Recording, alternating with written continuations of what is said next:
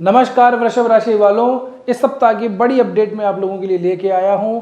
कुछ अच्छा योग आ रहा है, कुछ ग्रहों में परिवर्तन हुआ है।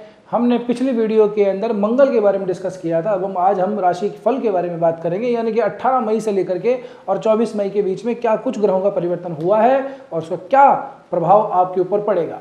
नमस्कार, मैं हूं एस्ट्रोलॉजर रतन सिंह। स्वागत करता हूं आपका अपने चैनल कुंडली शास्त्र में। सबसे पहले तो और सबसे इंपॉर्टेंट डेट के बारे में बात कर लेते हैं। डेट है 21 मई की। क्या होगा इस दिन? इस दिन बन रहा है गुरु पुष्य योग। चंद्रमा पुष्य नक्षत्र में आ जाए और गुरुवार का दिन हो तब बनता है गुरु पुष्य योग। इस पूरे 2026 के अंदर 3 बार ही गुरु पुष्य योग बन रहा है। एक जा चुका, दूसरा ये आ रहा है, तीसरा जून में बनेगा। उसके बाद में गुरु पुष्य योग नहीं आएगा। पुष्य नक्षत्र के अंदर ही माता लक्ष्मी का जन्म हुआ था, इसलिए भी इस नक्षत्र को या इस नक्षत्र का बहुत ज्यादा महत्व है। क्या कर सकते हैं इस दिन? माता लक्ष्मी की आराधना कीजिए। सबसे पहले भगवान विष्णु की आराधना कीजिए। क्या है कि ऐसे समय के अंदर इस स्पेशल ऐसे डेज के ऊपर जब माता लक्ष्मी की आराधना की जाती है तो माता प्रसन्न होकर के और इच्छित वर प्रदान करती है, ऐसी मान्यता है। साथ ही में कोई भी काम अच्छा शुरू करना हो, कोई भी व्यापार शुरू करना हो, पैसे का लेन देन करना हो, कोई भी मांगलिक काम करने जा रहे हैं, शुभ काम करने जा रहे हैं, जिसका फल आप चाहते हैं कि दीर्घ काल तक आप लोगों को प्राप्त हो, तो उसके लिए गुरु पुष्य योग सबसे ज्यादा फलदायी होता है। वैसे तो अधिक मास चल रहा है, ज्येष्ठ मास है, बहुत सारे शुभ कार्य इस समय पे निषेध होते हैं, लेकिन फिर भी इस तरह के योगों के अंदर काम किया जा सकता है।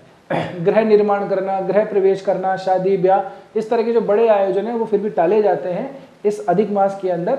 लेकिन इस तरह के जब योग आते हैं तो हम इनका उपयोग करके ज़्यादा से ज़्यादा लाभ ले सकते हैं।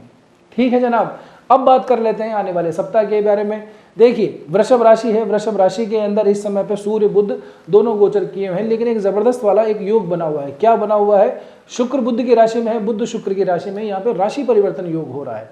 साथ ही के अंदर 16 मई के बाद में जो गुरु महाराज हैं, बृहस्पति महाराज, वो वर्गोत्तमी हो चले हैं।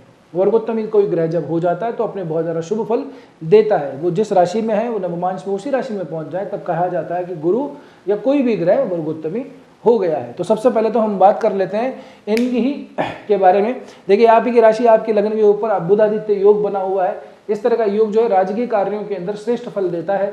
सरकारी नौकरी मतलब ज्वाइन करनी है किसी को, या फिर ऐसा है कि ऐसे समय के अंदर कोई रिजल्ट आने वाला है एग्जाम से संबंधित, कोई आपको सरकारी काम करवाना है, तो उसके लिए बहुत ज़्यादा शुभदायी ये योग रहता है। दूसरी बात, अगर आप स्वयं राजकीय सेवा में हैं तो आप लोगों का इस समय पे प्रमोशन होना और इंक्रीमेंट मिलना, किसी बड़े अधिकारी से आप लोगों का मिलना, आपके काम को अप्रिशिएट किया जाना ऐसे समय पे ज़रूर से होता है। जब 18 मई का दिन आएगा तब चंद्रमा यहीं रहेंगे, क्योंकि 16 तारीख को अमावस्या है, 17 और 18 तारीख तक भी चंद्रमा यहीं रहेंगे। उसके बाद में चंद्रमा आगे मूव कर जाएंगे। सूर्य, चंद्रमा और बुध, इन तीनों ग्रहों की युति बनी हुई है। 2 शुभ ग्रह हैं चंद्रमा और बुध, तो आपकी पर्सनैलिटी के अंदर भी बहुत ज़्यादा परिवर्तन इस समय पे दिखाई देगा। यानी कि चंद्रमा की वजह से हो सकता है कि थोड़ा सा जो है दिमाग थोड़ा सा हिला हुआ रहे और थोड़ी रातों की जो नींद है वो थोड़ी सी डिस्टर्ब रहे, लेकिन फिर भी चंद्रमा अपना शुभ फल आप लोगों को जरूर से देंगे। चंद्रमा देखा जाए तो पराक्रम भाव, तीसरे भाव के स्वामी बनते हैं, लेकिन अपने जो मित्र हैं सूर्य उनके साथ में आ जाते हैं, तो फिर ये थोड़ा सा ठीक ही फल देते हैं। बुध की अगर मैं बात करूं, सूर्य की बात करूं, तो थोड़ा सा अपने अंदर जो है आपको एक जबरदस्त ऊर्जा महसूस होगी। अथॉरिटेरियन जो पर्सनालिटी होती है ना, वो अपने आप अंदर महसूस करेंगे। इसलिए मैंने कहा सरकारी कामकाज, किसी बड़े आदमी से अगर मिलना हो तो ये ऐसे समय पे आप लोगों के लिए बहुत ज़्यादा उत्तम रहेगा। बाद में अगर बात करें धन भाव की, तो यहाँ पे राशि परिवर्तन होता है। 2 शुभ ग्रह बैठे हुए ऑलरेडी, और 19 और 20 मई के दिन चंद्रमा भी यहाँ पे जाएंगे, तो 3 शुभ ग्रह यहाँ पे जरूर से मौजूद होंगे। 20 मई का दिन स्पेशल इसलिए ज़्यादा इंपॉर्टेंट बनता है क्योंकि यहाँ पे चंद्रमा 20 मई को वर्गोत्तमी हो जाएंगे। शुरुआत के दिन में चंद्रमा भी आपकी राशि में रहेंगे। 18 तारीख को चंद्रमा वृषभ राशि में उच्च अवस्था को प्राप्त करते हैं, तो ये भी आपकी चंद्रमा की दृष्टि से बहुत ज़्यादा शुभ दिन रहेगा। साथ ही के अंदर गुरु वर्गोत्तमी, चंद्रमा वर्गोत्तमी द्वितीय भाव के अंदर, तो धन से संबंधित आप लोगों के लिए नए अवसर यहाँ पे खोल रहा है। सेविंग्स बढ़ती हैं। कोई भी आप लोगों को धन से संबंधित कोई काम करना हो, कोई पैसे किसी से लेना हो, तो इन 2 तारीखों को जरूर से उपयोग कीजिएगा। लग्नेश जाकर के धन भाव में बैठ जाए तो ये भी जो समय है आप लोगों के लिए संपत्ति, धन और मान सम्मान परिवार, समाज और कुटुंब के अंदर प्राप्त करने के अवसर उत्पन्न करता है। आगे बढ़ते हैं तो यहाँ से अगर हम देखें तो चंद्रमा फिर से मूव करेंगे, अपनी खुद की राशि में जाएंगे, लेकिन होगा तीसरा भाव। यहाँ से दृष्टि डालेंगे सीधी सीधी मकर राशि के ऊपर, नवम भाव में जो पड़ती है।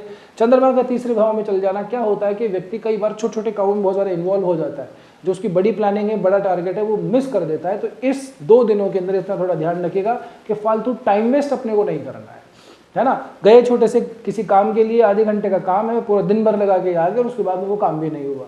जिस व्यक्ति से मिलने गए थे वो तो काम हुआ नहीं, 4 पंचायत और लेकर के आ गए। तो ऐसे कामों से आप लोगों को थोड़ा सा इस समय पे बचना होगा। तारीख कौन से रहेंगी? सप्ताह खत्म होने से पहले, यानी कि 22 और 23 मई की। 21 मई का मैंने आपको बताया, बड़ा ही जोरदार, बड़ा ही शुभ दिन है और चंद्रमा गुरु के साथ में जुड़ और रहे हैं, है ना। अगर ये केंद्र में स्थिति बनती तो यहाँ पे गजकेसरी योग बन जाता है। बहरहाल तो भी आप लोगों के लिए धन संपत्ति, परिवार के लिए समय अच्छा रहेगा। चंद्रमा आगे जाएंगे, सप्ताह का आखिरी दिन होगा, यहाँ पे चंद्रमा केतु दोनों मिलेंगे, तो ये स्थिति थोड़ी सी ठीक नहीं है। इस समय पे अपनी माताजी का थोड़ा सा स्पेशली ध्यान रखिएगा। प्रॉपर्टी, कोई भी एसेट्स, कोई भी अपनी कुछ ऐसा है इसको सेल करने का सोच रहे हैं आप लोग, तो ये दिन उसके लिए फिर भी थोड़ा बहुत ठीक रहेगा। लेकिन आप क्या है कि अगर बेचना चाह रहे हैं तो उसकी रेट तय करने के अंदर बहुत ज़्यादा कन्फ्यूज़न आप लोगों को हो सकता है, तो उस पर थोड़ा ध्यान रखिएगा, पहले से मैनेज कर लीजिएगा कि बाद में कन्फ्यूज़ नहीं होना है। अच्छे अवसर के चक्कर में जो मिला हुआ वो भी जा सकता है, ठीक है। चंद्रमा केतु की ये जो युति है ये शुभ भी बहुत ज़्यादा होती है, अशुभ भी हो जाती है। व्यक्ति के अंदर क्या है कि एक अजीब सा इंट्यूशन बहुत ज़्यादा आ जाता है, लेकिन ये ओवर थिंकिंग को भी जन्म दे देता है। तो इन चीज़ों को थोड़ा सा ध्यान रखिएगा। आगे वाले 24 के बाद में भी जो 2 दिन है वो तब तक चंद्रमा यहीं पे रहेंगे। इस समय बस माता जी का स्वास्थ्य का स्पेशली ध्यान रखना है। अब बात कर लेते हैं थोड़े से करियर वगैरह की। देखिए राहु यहाँ पे आपके बैठा हुआ है ऑलरेडी, और आज से तो है नहीं, काफ़ी दिनों से बैठा हुआ है। शनि अभी रेवती नक्षत्र में जा चुके हैं। 17 मई के दिन ये अंतिम पग है शनि का इस मीन राशि के अंदर। अब यहाँ पे शनि वक्री भी होंगे, वापस मार्गी होंगे, फिर अस्त भी हो जाएंगे, ऐसे करते करते और ये अगले साल 2027 के अंदर जा करके यहाँ से प्रवास करेंगे। तो लाभ भाव में शनि है, धन भाव और कर्म भाव के अंदर राहु बैठा है। और हम इसकी राशियों की बात करें तो एक स्वयं शनि की राशि है, दूसरी जो है गुरु की राशि है। गुरु आपका अच्छी भाव पे पॉजिटिव है, तो कर्म से संबंधित आप लोगों को शुभ फल दे रहा होगा। गुरु की 9वीं दृष्टि भी आपके कर्म भाव पे पड़ती है। तो राहु की वजह से जो टेंशन और जो वर्क के अंदर बहुत ज़्यादा इम्बैलेंस लग रहा है, कई बार ऐसा होता है कि अगर आपकी राहु भी मीन पत्रिका के अंदर दशम भाव के अंदर बैठा हो, राहु यहाँ पे ठीक अवस्था के अंदर, हालांकि कुंभ का राहु अच्छा ही होता है, तो क्या है मल्टीपल आदमी थोड़े से काम करता है, अर्निंग के बहुत ज़्यादा सोर्सेस आदमी ढूंढता है। सरकारी सेवा में हो तो अंडर टेबल इनकम के बारे में भी बहुत ज़्यादा वो कॉन्शियस रहता है। बहरहाल गुरु की शुभ दृष्टि यहाँ पे इस समय पे पड़ने से, और मैं सिर्फ गुरु नहीं कहूँगा, मैं वर्गोत्तम गुरु कहूँगा, तो वर्गोत्तम गुरु की दृष्टि पड़ने से अगर थोड़ी टेंशन है कार्मिक अपने वर्किंग प्लेस के ऊपर, वो थोड़ी सी आप लोगों की सॉर्ट आउट ज़रूर से होगी। इसके बाद में गुरु की दृष्टि अगर देखें तो आपके यहाँ पे 6ठे भाव पे पड़ती है तुला राशि के अंदर, और साथ ही साथ के अंदर मंगल की भी दृष्टि तुला राशि पे पड़ रही है। अगर आप देखें तो वृषभ राशि के लिए दोनों ही शत्रु हैं, 2 शत्रु ग्रहों की दृष्टियां 6ठे भाव पे पड़ जाना थोड़ी सी ऑफिस पॉलिटिक्स की तरफ व्यक्ति को इन्वॉल्व होता हुआ दिखाता है। साथ ही के अंदर हो सकता है कि इस समय पे आप लोगों को थोड़ा सा कुछ फाइनेंशियल प्रॉब्लम अगर आ रही हो, खर्चे थोड़े से ज़्यादा बढ़ रहे हो, तो थोड़ा सा डेट्स या लोन की तरफ जाना पड़े। तो अगर अनावश्यक है तो छोड़ दीजिए, बहुत ज़्यादा आवश्यक है, काम से संबंधित है तो ज़रूर से उसकी तरफ आप आगे बढ़ सकते हैं। थोड़ा सा हेल्थ का भी थोड़ा सा ध्यान रखिएगा। इस समय पे गैस्ट्रिक इश्यूज व्यक्ति को थोड़े ज़्यादा हो जाते हैं, थोड़ा सा चोट चपेट लगने के भी चांसेस रहते हैं, क्योंकि ये जो है ना आप लोगों के 12वें और 8वें भाव के जो दोनों स्वामी हैं, दोनों के दोनों दृष्टि डालते हैं 6ठे भाव के ऊपर। तो 6, 8, 12 का संबंध जो है थोड़ा सा बन जाता है यहाँ पे। तो थोड़ा सा ऐसा है कि दुर्घटनाएं होने के चांसेस हैं, तो बस गाड़ी वगैरह थोड़ा आराम से चलाइए। जो भी आप काम करते हैं थोड़ा सावधानी से कीजिए, छोटी मोटी चोट चपेट थोड़ी सी लग सकती है। अब देखिए जनाब, ऐसा है कि आपकी मेन पत्रिका के अंदर ग्रह कैसे हैं, सबसे ज़्यादा इंपॉर्टेंट तो ये है। फिर किस ग्रह की दशा, महादशा, अंतरदशा चल रही है, ये भी इंपॉर्टेंट है। ये सब देखने के बाद में ही गोचर को फलाए कीजिए। मैं हर वीडियो में हर बार बोलता हूँ, फिर भी कुछ लोग ऐसे आते हैं जो कमेंट के अंदर अपना ज्ञान झाड़ के चले जाते हैं, अपने संस्कारों को प्रदर्शित करके जाते हैं। बहरहाल आप तो ऐसे नहीं होंगे।